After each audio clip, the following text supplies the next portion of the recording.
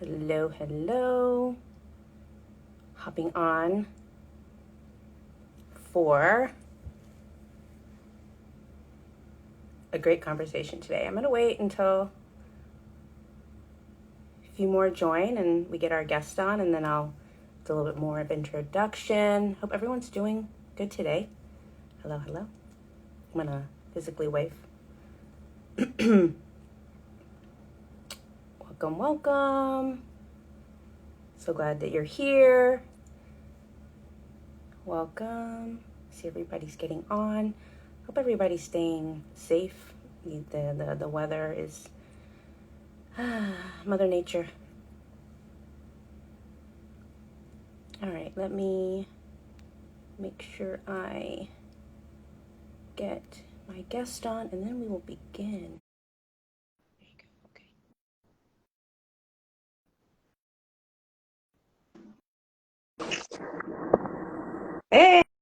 Hey. Hi, good afternoon. Good afternoon. It's 6. It's 6 here. It's yeah. Okay, same. Uh, I mixed up the time zones, but it is also 6 here. No, it's all good. It's all good. Okay, so yeah, we're going to get started. I'm going to introduce myself and welcome everybody here, and then I'm going to hand the floor over to you, and then we're going to get this conversation started. My name is Maria. I'm one of the co-creators of Adoptees of South America and Extended Latin Americas. This conversation we're having today is part of our series, Lift Our Voices Up, and every person that comes on here has a story to share and just a different wisdom and lived experiences and just conversation that's necessary to have. So welcome, Noah. I'm going to go ahead and pass the floor to you, and then you can introduce yourself and we can start with your adoption story and kind of go like that. Okay, well, my name's Noah, also known as José Carlos.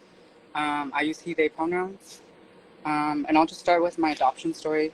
I kind of just wanted to start with the information both me and my adopted family were told, and then kind of go into like how I discovered more about my situation. So I'm born in 1997, and the information I was told is that after a few days I was abandoned by my mom, like legally abandoned, and she gave me up to foster care. So I'm originally from Curico, Chile, which is a few hours south of Santiago, and got moved to Santiago for foster care and was there with a few other babies and children for about a little over a year. And then from there, my parents came from the United States to Chile and started the adoption process. We went through the courts and did all that stuff. And I don't recall how long that took. It was either like 1 month or a few months. And then after that, I was brought to the United States, and I came to Tucson, Arizona, and that's where I was raised. And for the most part, that's where I've lived most of my life. I would say like when I was about like 5 or 6, I could be wrong on the age, but old enough to understand what was going on.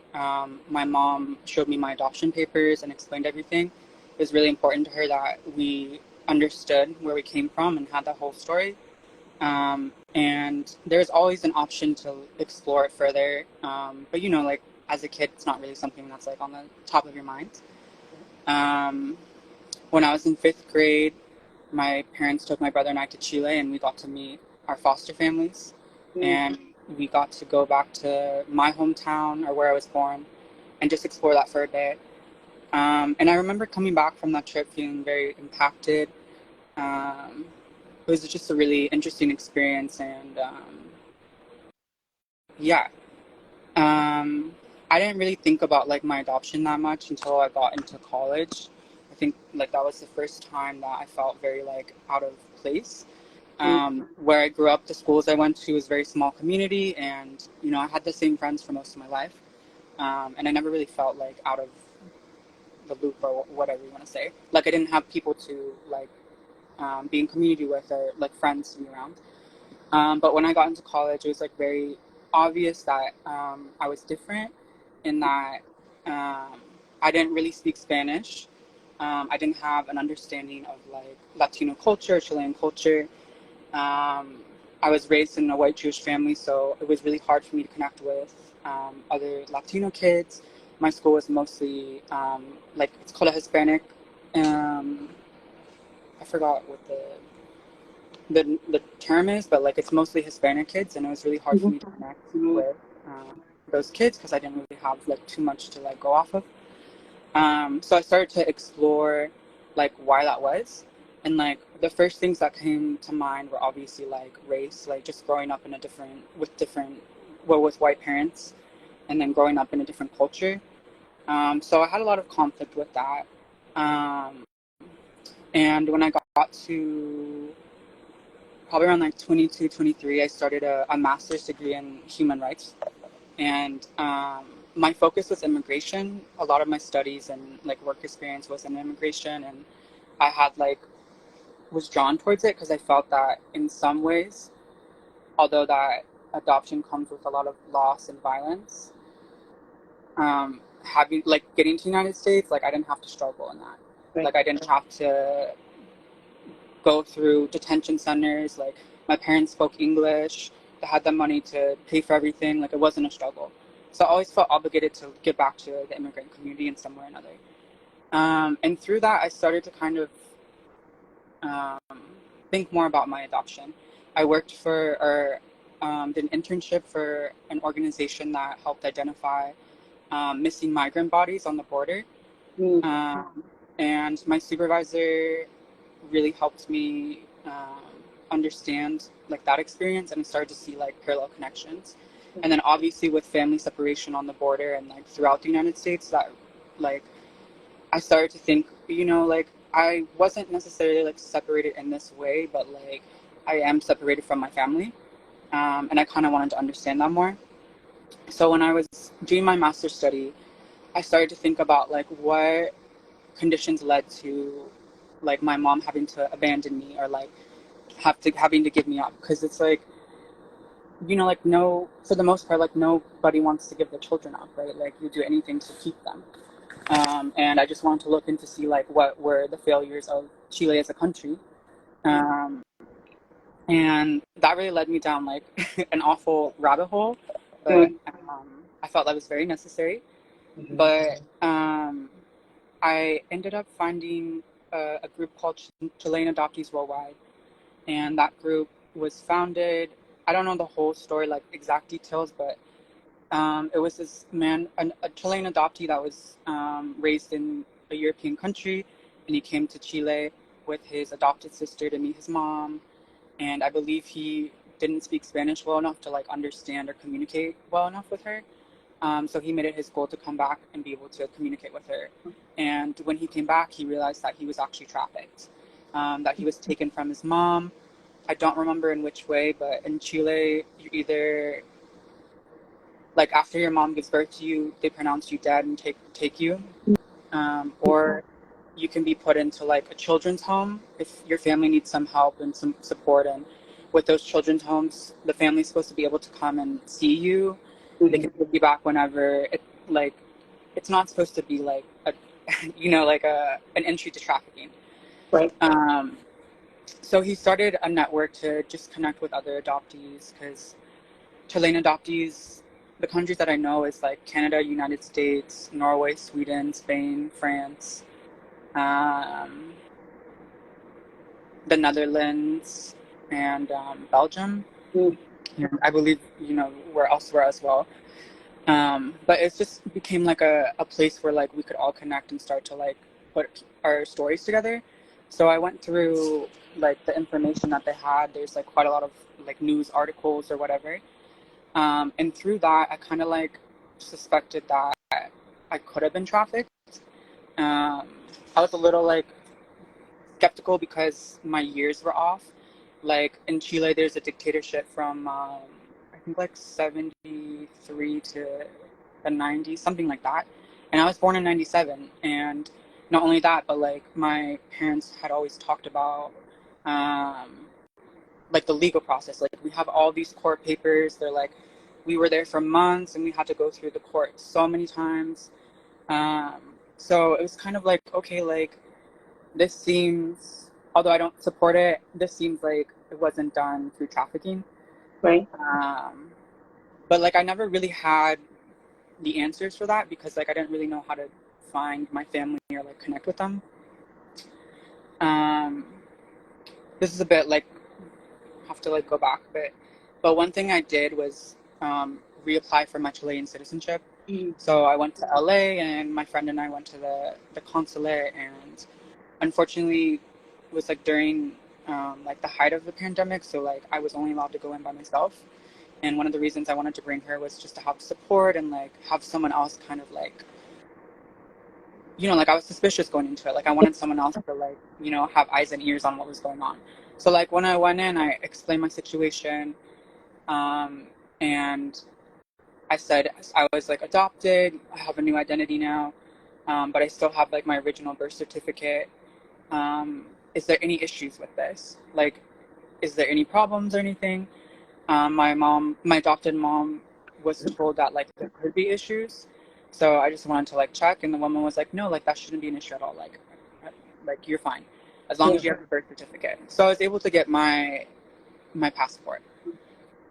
So like fast forward to like, what is it, August last month. I was in one of the Adoptees of South America like monthly groups. I don't know what we call it, monthly Zoom meetings. And then in that meeting, a woman named Constanza, who worked for an organization called Nos Buscamos, in Chile, was in that meeting, and she messaged me afterwards and was like, "Are you interested in looking for your family?" And I was like, "I am very interested in looking for my family, but also I learned a lot about your organization like through my master's studies, and I really just want to talk to you to get more information about like what happened in Chile and like what's going on." I know there was like a court case open. Like I don't know the right terminology, but like there was a case open where they were going through kids that have been trafficked, and it's almost like it's between 20,000 and 50,000 so far. They're not done with it yet, so we don't have like a final number, but I did want to speak to her about that. So after the meeting, we just messaged back and forth, and she just asked me to send the documents that I had. And I had my birth certificate, or not my birth, I don't know what it is. I guess it's a birth certificate, but it only has like my name and my mom's name and her ID number. And then for my dad, it says like unavailable. And we were just chatting back and forth, and I was like, oh, I forgot to tell you that I was able to get my passport. I got my passport back like a few years ago, and I kind of wanted to ask like, what can I do with it? And she goes, well, you can't really do anything with it because you have two identities, and you can't really like, you don't have too much proof that you're like the José Carlos, like your life is no offenders. And then she's like, also like the fact that you're able to get your passport back means that you're most likely trafficked. And that was like a shock to me a bit, I guess. I mean, I wasn't like too surprised because I'd done a lot of research, but I was also like, wow. Since I was born so late, like it was, you know, surprising. So we continued the conversation, and I asked her to, you know, search for information. And right away, she was able to locate where my mom was, and I believe it was Tumeco, Chile. And she's like, give me some more time, and like I have to reach out and figure out like what the situation is. So a few weeks later, August 2nd to be exact, she called me and said that I have more information. She said that she was able to find my niece on Facebook, I believe, and had been messaging with her, and she let her dad know that like I was around or whatever. And the information that I was given is that they wanted to reconnect with me. But then she also told me that unfortunately, like when my mom gave birth to me, that I was taken from her, and they pronounced me dead, but they never gave her a death certificate. And then they also told her I was a girl, so it'd be harder for them to find me or search for me if that's something that they wanted to pursue. And then she told me that unfortunately that she has already passed away. But like 2 years from that date, she passed away. But that my siblings are still interested in connecting with me. So like obviously that was like a lot to take in. one of the reasons I wanted to do this search is because I wanted to really connect with my mom. Like I knew I had siblings, but I don't know, like I really wanted that connection with my mom and just be able to see her again, talk to her, hug her, connect in any way. Um, so I guess like now I'm in like the reunion stage, and it's been very difficult for me because I kind of just jumped right into it. Again, like this is something I've been looking into for a year, so I didn't really want to like waste a minute. And I'm slowly realizing, or like having conflicts, like how do I even start this relationship? Or like where do we even start off? Like it's been 26 years since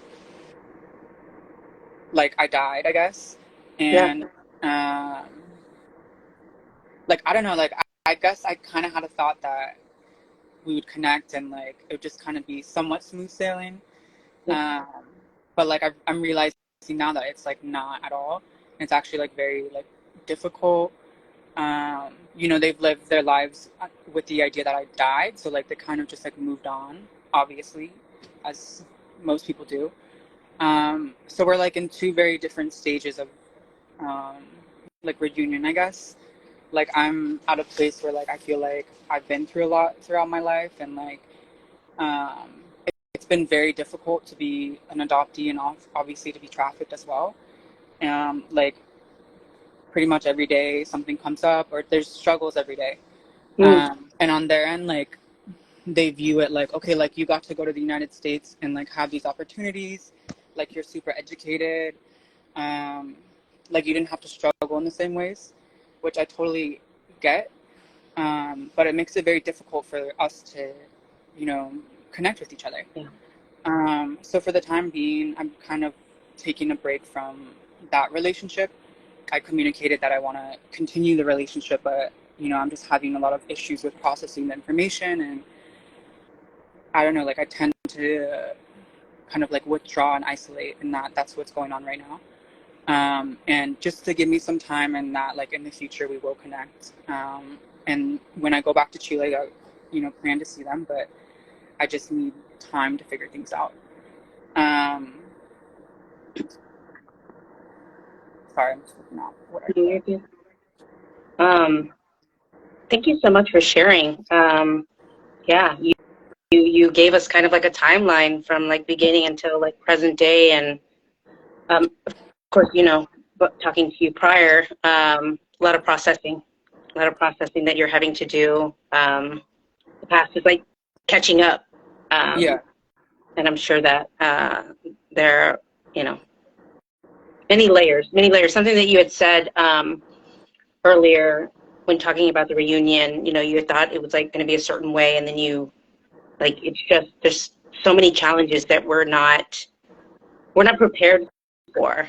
Nobody, you know, nobody's talking about it, and that's why these conversations are really important to have for other adoptees to see um, through this huge, you know, time in their life that, you know, and I've talked to you before, like it's going to be ongoing. It's not going to end. Whether you are, you know, choosing to be in the relationship with your adoptive, biological family, or you know, or you're not, it's part of us now, you know, and yeah, it's here.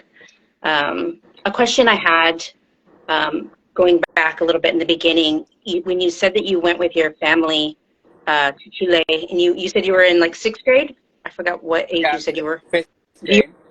remember anything from that time? Like I remember fifth grade because like I was like a class clown, and my son is in fifth grade, and I'm trying to like remember things. But do you remember that time, like going down there, and did y'all take pictures and stuff? And yeah, Yeah. So like one thing that my fifth grade class did was that like whenever someone, I think it was like every month or like there's like 15 of us, so like divide that by the school year.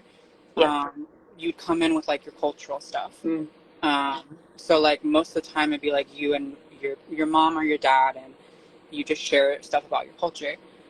So I presented after that, so like I was very intentional about like soaking everything in. Um, I don't like remember too much from my childhood, but like that trip definitely stands out. Um, like I remember being like in like the city I was born in. Um, but just like the main plaza. And then I remember having fruit there and it being like really good. Like I Yeah. was like, this is the best. Like it was melon. I was like, this is the best melon I've ever had. And like I'm a huge fan of melon, so Yeah. that really stuck with me. And then another thing too is in the center of a plaza there's a statue of a Mapuche man, which is one of the indigenous groups in Chile, and everyone would just stop and point at my brother like, you look exactly like that. Um, so that really stuck with me Yeah. too. I don't really remember like Santiago too much, but I do remember visiting my foster mom. Um, at the time, like I didn't really speak Spanish, um, and neither did my brother or my parents. So we had an interpreter with us. But I just remember like feeling off about the situation. From the information I was given, like I had a broken leg when I was like a baby, and I still have like a scar, like a huge scar from them like cutting off my cast, and supposedly like I couldn't sit still or whatever when they were doing it.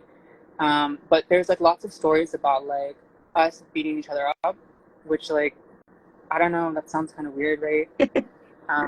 Like my adoptive mom would be like, you literally were covered in bruises and like scrapes, and like we just really wanted the judge to understand like that was not us.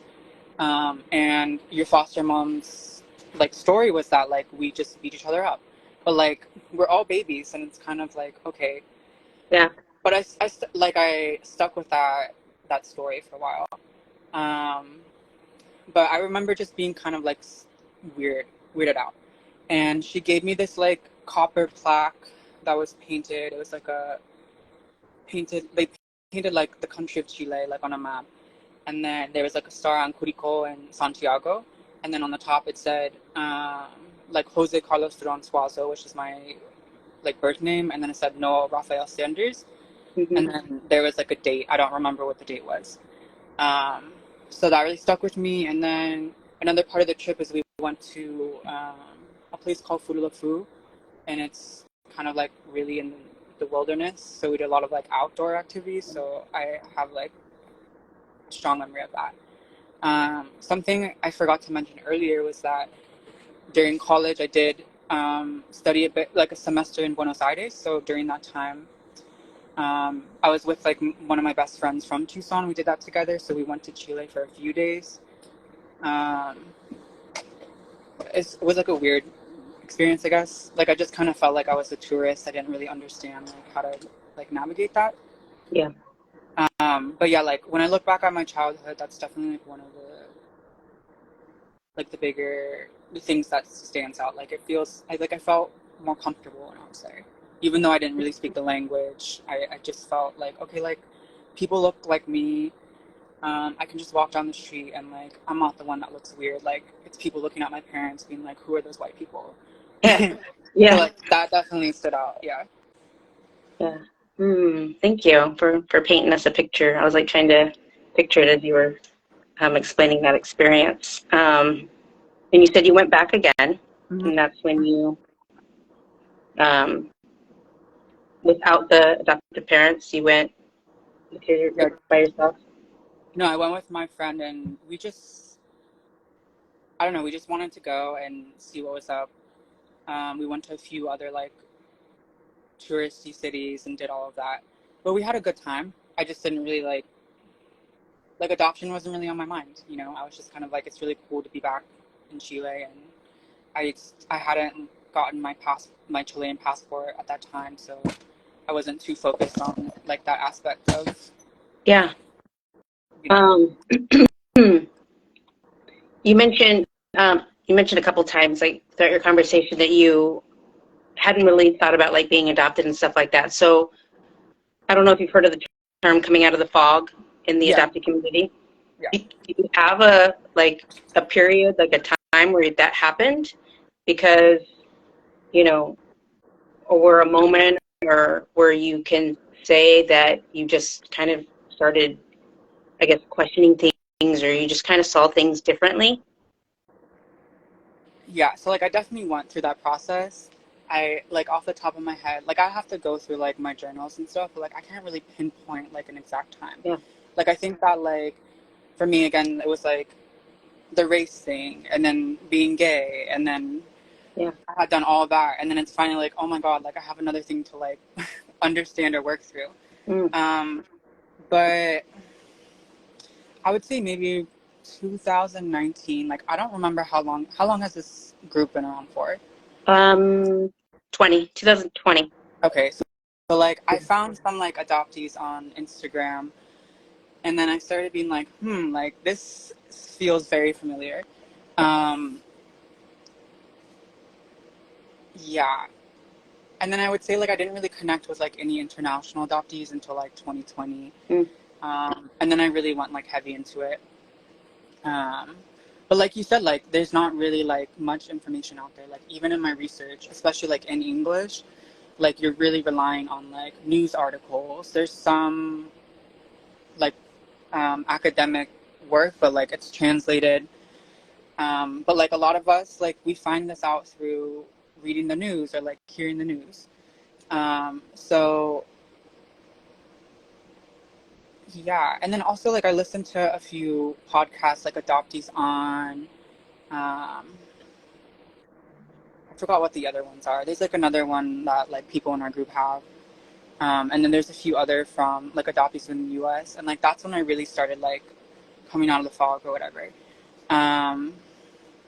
And it's interesting too because like my brother's adopted, but we're like at different points. But like when I was doing that, I started seeing him completely different. For me, like our relationship improved because I was like, okay, like everything makes sense now. This is not like this is why this happened, but like this really like influenced a lot of these experiences that we've had or some of our issues in our relationship or whatever. I don't know. Like I can't really like pinpoint an exact. Yeah. It was Yeah. just No. a slow process, but I do remember like being like, wow, I have a whole different perspective on this experience, and I felt really good afterwards because I felt like I could just kind of like talk about what I had been through, understand what I had been through and experienced through a different lens. I mean, as we've discussed in the past, like there's such an influence or like imposed gratitude on us, right? Like especially for the adoptees that get adopted in like wealthy families or just families with lots of resources. Like that's all that people see for the most part. So like when you speak out or complain, people are kind of like, "What's wrong with you? Like you're fine," or like your life's good. Yeah. And I remember that being like a huge transformative thing for me in the way that I viewed my life more than like coming out of the fog. Was kind of like, okay, like I struggled with gratitude for a long time. Like so many people have told me like you're just not a grateful person, whether it pertains to adoption or like other things in my life. And I'm like, you know what, you're kind of right. Like I don't feel grateful for a lot of things. I'm just kind of like whatever about it. So that was like a huge thing. And then I started to look into like imposed gratitude. And again, like it's really hard to like find that information online. Like you have to find like these blogs or like weird websites where people have written either like anonymously or sorry, there's a dog down here. Anonymously or like with their names, and they like wrote a little bit about it, but I couldn't find like anything like that intense. But like, you know, being in these groups, I feel like it's come out a lot. And I started to like understand like my relationship with gratitude, what I'm actually grateful for. I do feel like immense gratitude for things. It's just I'm not grateful for my adoption, right? Like I think there's someone that quotes, I don't remember like the direct quote, but she says like like I love my adopted parents, but like I'm not grateful for my adoption. And like obviously everyone has their own relationship with their adopted family, but I think it's just important to, you know, like think about that a little bit more. Sorry. Um, I guess like what I think about gratitude is like I'm really grateful for like groups like this or like other adoptee groups where we can like be raw about how we feel or like what we've experienced in life. And I feel like I'm grateful for the people that, you know, validate my experience, hear me. And I'm grateful for like the other people who are in similar positions as me. whether it's trafficking, like legal adoption, whatever you want to call it, family separation, people that have just dealt with that, people who have been, had to deal with the child welfare system, or I think it's better to call it family policing system because it's like more that vibe. Like I'm grateful for those people and grateful for the people that have shared their stories and provided us with like information or like a platform to keep on going. And to be real, like I don't feel like I would be here today if I didn't find that community. Yeah. It's like at a certain point, I mean, we all deal with things differently, but it just gets overwhelming. You're kind of like, no one, like you don't fit in with anyone. You can't connect with anyone on like a real level. It's always like a mask or something. Like you always have to like pretend to be someone else or whatever. There's a lot of people pleasing. And like I got to a point where I was like, I'm kind of over that. Obviously, I still have those tendencies in parts of my life, but it's just like I want to be here as myself. Like I don't want to be here pretending like I'm okay. Yeah. I love that. I love that. So real and so honest. Yeah, when I got out of the fog, and I'll ask you this question as well. Like when I got out of the fog, stuff started coming up from like the past experiences where I was like, so is that like a racial microaggression? Was that like a racist? Like, do I have an extended member that, that's talking about like about people of color, but they love me? Like all these thoughts just kind of like popped up, and then I was thinking about like you're saying, like how can I live like honestly and speak my truth? And I think some have been gaslit their whole lives, right? Yeah. With it. And then I think some, there was just no words to describe it. So then we were silenced in that way. And I think when we like come out from the other side, or we're like going through it, and you were talking about like I'm not grateful for my adoption. Like to hear you say that, it's a true feeling that we don't get to say all the time. And when we say it, people want to interpret it a whole different way, right? Like people want to interpret it like a whole different way instead of like really listening to what that means. Like why would I be grateful for my separation and loss? Like why would I I don't. Somebody said I got tired of code switching, still tend to do that a little. Yeah. I mean, yeah. What was your question? Oh, no, did you I guess when you just as you've been navigating like your adoption and your lived experiences, have you gone like in the past, and not to live there and sit there and but have you gone through it and just kind of thinking of moments where you're just like, dang, was I really like unaware of this experience as a displaced individual, and I just somehow like survived it? Have you ever done that? Yeah, I mean, definitely like now I'm like, holy shit. Like, I mean, also like you look at people who have been adopted or foster care system, it's like there's a high number of us that have addiction issues.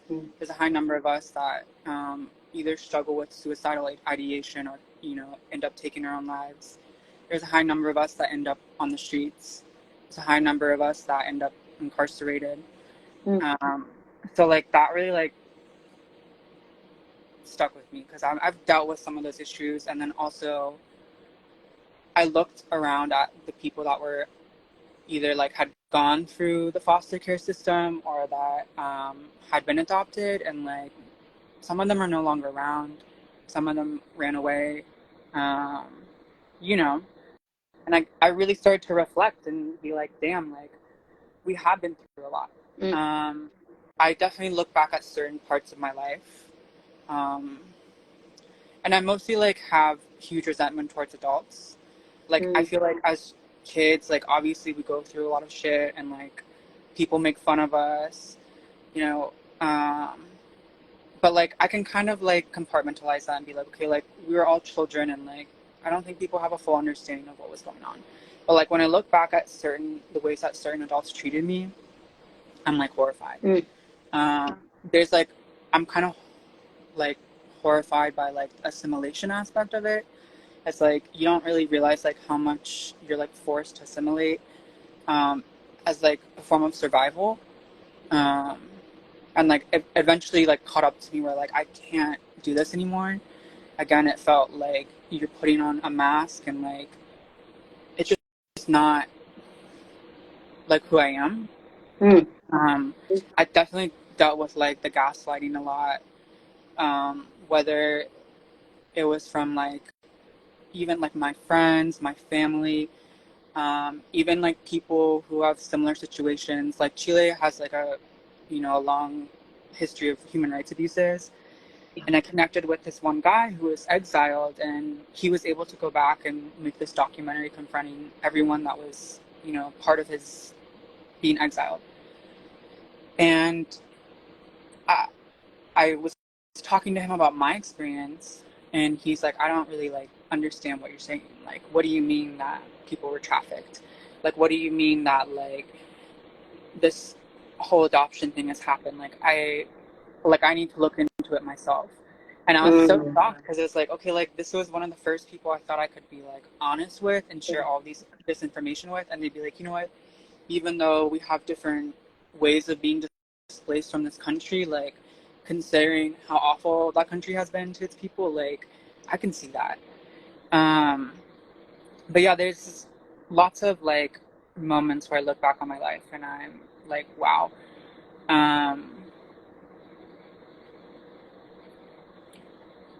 But yeah, I think also to like being raised. So I was raised in Tucson, Arizona. So it's like there's a huge like Latino population. And I just look about all the moments where like I wanted to connect, but like immediately people were like, no, like you're too white. Or like, no, like, yeah, like basically you're too white, or like you're too different from us and we don't really want anything to do with you. And like those moments hurt a lot because like obviously like I didn't have the understanding or the words to be like, this is why like I'm in this situation, or like although it may appear this way, like I'm actually we're part of the same community. I was just displaced, and like, I just didn't really have too many ways to like enter back into it, I think those are the moments that like hurt the most. Yeah, we talked about like people asking questions and it never being just like a one question thing. It was like, so you really couldn't show, like it was hard to kind of like show who you were because of all of that. Yeah. Also, like I remember like I still have issues, but like lots of anger issues. And like as I've gotten older, it's like worked itself out a little bit more because like I have words to like express what happened or like how I'm feeling. But when I was younger, like I didn't have words to express like how angry I was. Not only that, like I was separated from my family, but like because of my foster care experience, like the first year of my life was just me learning how to like fight, I guess, or like defend myself. And like that's how we learned that's like the basis of my life, right? And just getting through that, like a lot of my expressions were just rage, or like acting out in certain ways. And like that's hard too because people just look at you like, what the fuck is wrong with you? Again, like your life is fine, or like you haven't really like had too many struggles. Like why is that? Like what is wrong with you? Another thing I did, forget to mention is that like I've had like a lot of health issues, and obviously my adoptive family has helped me through it. But tons of people will like point to that and be like, you should be grateful. Like you had like vision issues. Like you could be blind. Like imagine if you were blind, or like imagine if you didn't get treatment for your breathing issues. Or I've had a lot of teeth issues. Like imagine where you would be like without that. Like you're so lucky. And it's just like, like I want to like make things more like complicated. Like, yeah, like there is a part of me that feels lucky to not be in those situations. But at the same time, it's like that comes with a huge loss that people don't even consider or even want to consider, right? It's like, I don't know, like my life would have been different. It doesn't mean that it's bad, right? It just would have been different. And I think I wish people would see that a little bit more instead of just immediately assuming that like shit, it would have been shit, right? Right. And like reconnecting with like my siblings, like they're fine, right? They're happy in their life. Their children are fine and happy, and it's like I might have had a different life health wise, but I would have been fine. Mm-hmm. Or whatever would have happened, you know? Yep. Yeah. Somebody else made that decision for us. You know what I mean? Right. It's like so much of this is done without your consent. Mm-hmm. And also, like in my case and a lot of other cases, without our family's consent either, right? Mm-hmm. And there's all this like narrative about like what adoption is and like how beautiful it is. And on top of that, like our adoptive families are given this falsified story about our lives or where we come from. So it's like really hard to like peel those layers back. Like it feels like unsafe to even do that, right? Like it feels like you're like really daring to do something, you know? Mm-hmm. So true. So true. Yeah. Yeah. Finding my birth family and then meeting them, like, it humanized her for some people that I was close to. You know, like then they were able to kind of like humanize the situation. I'm like, she was a real person, like before that, and she made this decision. And the other thing that I bring up to people because I started kind of like processing it is, you know, they're like, she chose to give you up, like she chose to like, and I'm like meeting her and like hearing her story and like learning about the colonization in the country that she was born in and I was born in. I'm like, based off of that, she didn't have a choice. Choice is having like 3 different options, right?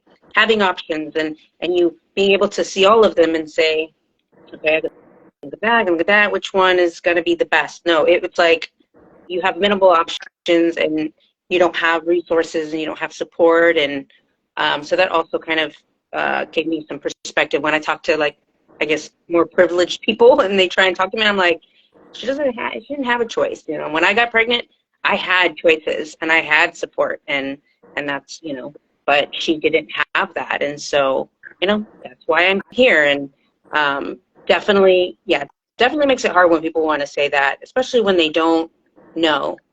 Um, you know, you talk about learning about the trafficking in Chile. Are you interested in like history of Chile, like just the history and in general, and has that helped you at all, like through your journey? Yeah, I mean, I think that it gave me like a good foundation. Again, like receiving the information of being trafficked, like Yeah. it was shocking, but I was like, okay, like, yeah. Like I put the puzzle pieces together like a year and a half ago, and I just didn't have anything to prove it. Right. So it's just kind of like in the back of my mind. Yeah. But also like with the history, it's like, again, like dictatorship, a lot of Latin America kind of has similar history, like in the last 50, 60 years. I was like really interested in like understanding like what happened. Like I remember even like in high school watching a movie about Chile and kind of like the downfall, right? And then we learned about like children that were separated from their moms and given to military family. And what was interesting too is like my experience in Argentina, like I took human rights classes and we went through the same thing, and like none of this like ever occurred to me that like I could be part of that, right? And also like this information was not really shared. But yeah, like I'm really interested in like understanding it more. And again, like that was one of the reasons why I wanted to connect with my mom, because it's like now that I have all this information about the history and like the dictatorship, like I wanted to understand her experience in that, and if that was something that she was impacted by, or if like me being separated was like an aftermath of, you know, the dictatorship. Yeah. Yeah, I always try to encourage people that are navigating, like encourage them to learn that stuff, because it does give insight on it. It does give a lot of information on just our birth countries and their connection to America with all of that stuff, or, you know, whatever country that we ended up being raised in. Mm-hmm. But yeah. Yeah, no, I think also like there's a huge importance in like understanding like how the United States is involved too, because it's like when you look at the United States, like they have such a history of family separation, right? Family separation, whether it's through participating in slave trade, mass incarceration, the child welfare system, putting people on reservations, sending indigenous kids to boarding schools. Like there's such a history of the United States dividing our communities up. And international adoption is just another form of that, like when you look at the country as a whole. One thing that like was interesting, like in my conversations with my adopted parents, is like, I mean, like obviously it's a lot for them to, you know, take in too, because like they went through this with a whole different understanding. And I kind of was just like I hear that, but like I don't really trust like anybody in the United States either, because like they participate in this and like they're doing it for money.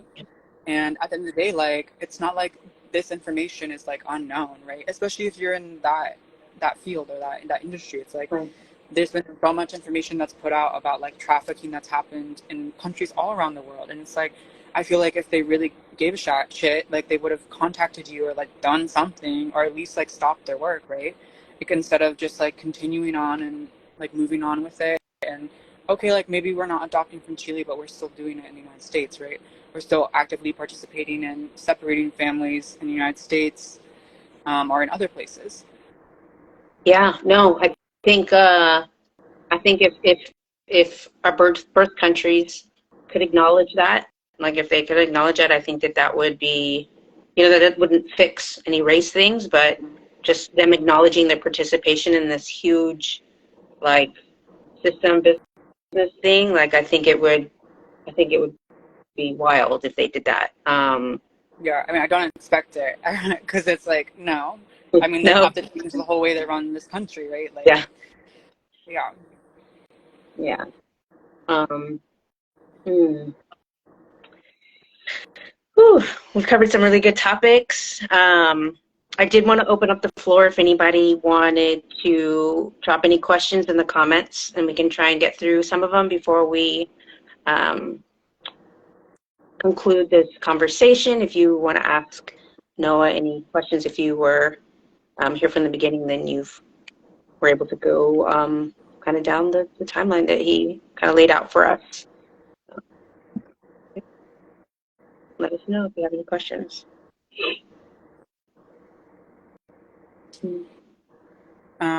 While we wait for that, I forgot to mention this part, but like, so like, there's like the mothers of silence, which is like mothers that have had their children taken away, and so I'm considered the child of silence, or part of the children of silence. So it's just really important to me to like be able to use my voice, share not necessarily just my story, because there's thousands of us that have been through this, but just like make it known, like, you know, one of the reasons why these countries wanted to do this, or like especially in Chile, was we come from poor families, or we come from families with just single moms, and they didn't see them as worthy enough to support or allow to have children and have families.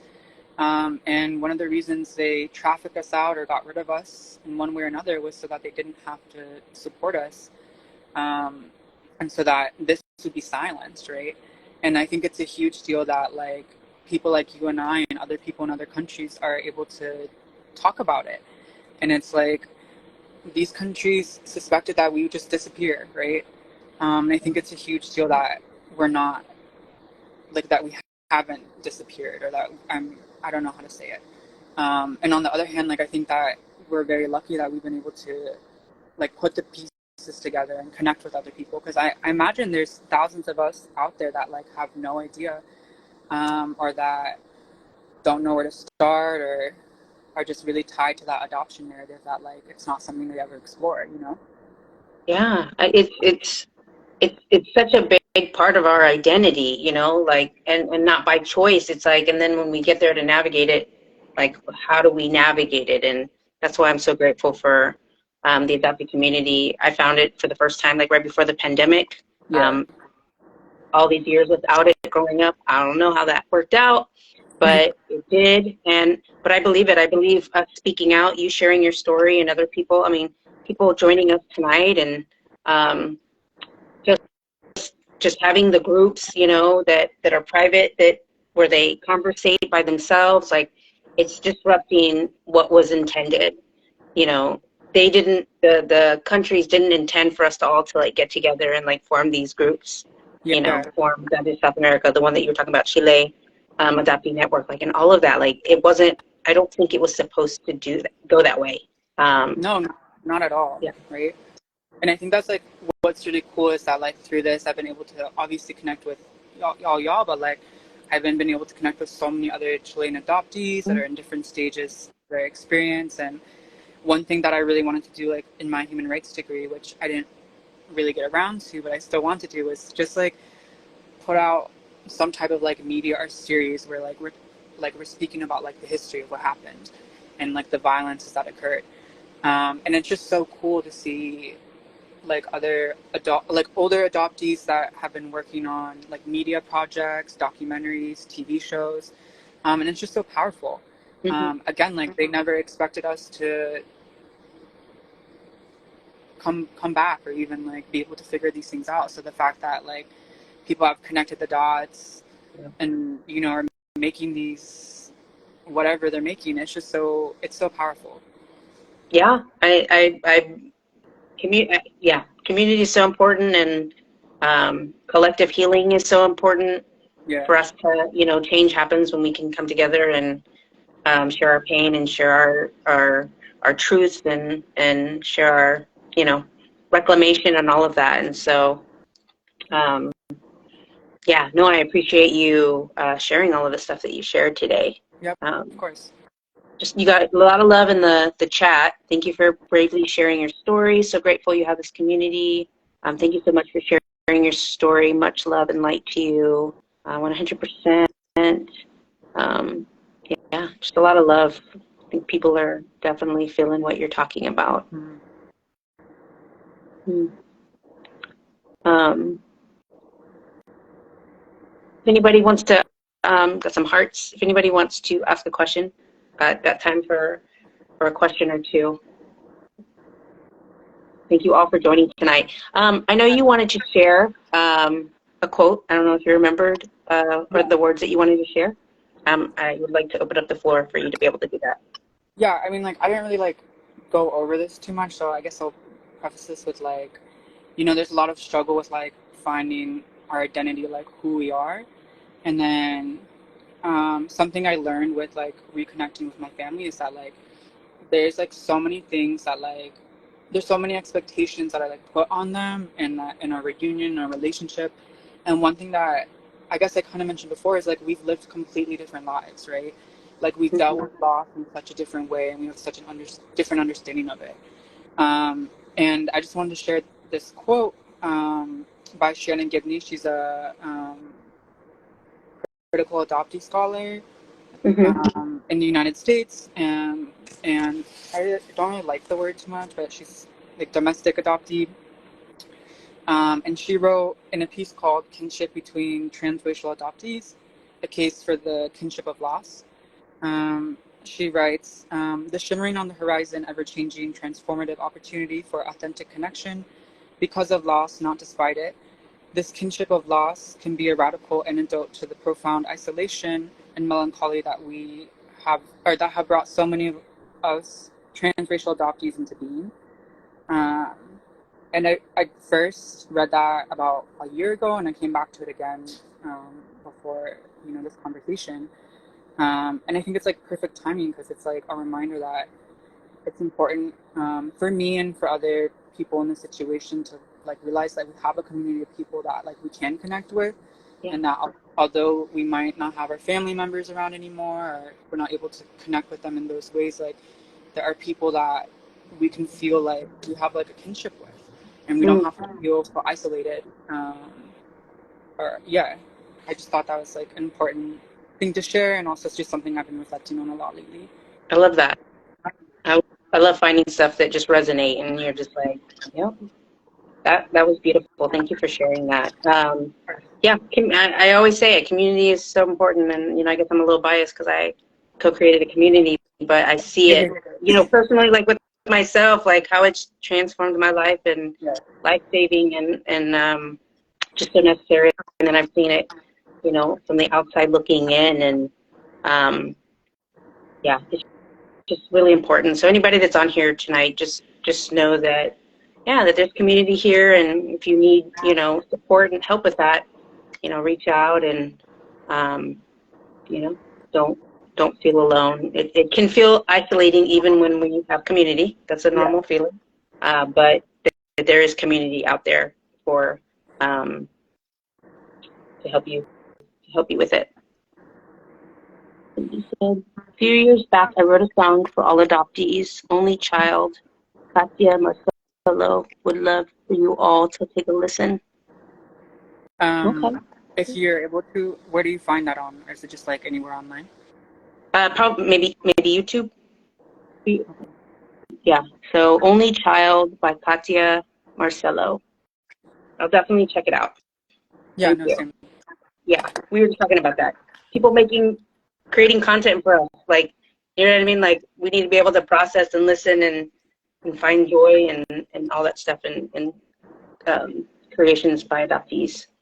Yeah. All right. Well, it looks, yeah, a lot of love, a lot of love. Thank you all for joining us tonight. Really appreciate you all that have stayed from the beginning all the way to the end. Thanks for showing Noah love and for communicating with us through the chat. We are going to close our conversation now. Noah, I'm going to open up the floor if you have any last things that you want to say before we sign off. I just want to, again, express my gratitude to you and the other members that founded this group, and again to, like all the adoptees that have used their voice and spoken out or shared their stories. Really appreciate it. Yeah, awesome. All right, thank you so much, and we will talk later, Noah, and everybody have a great evening.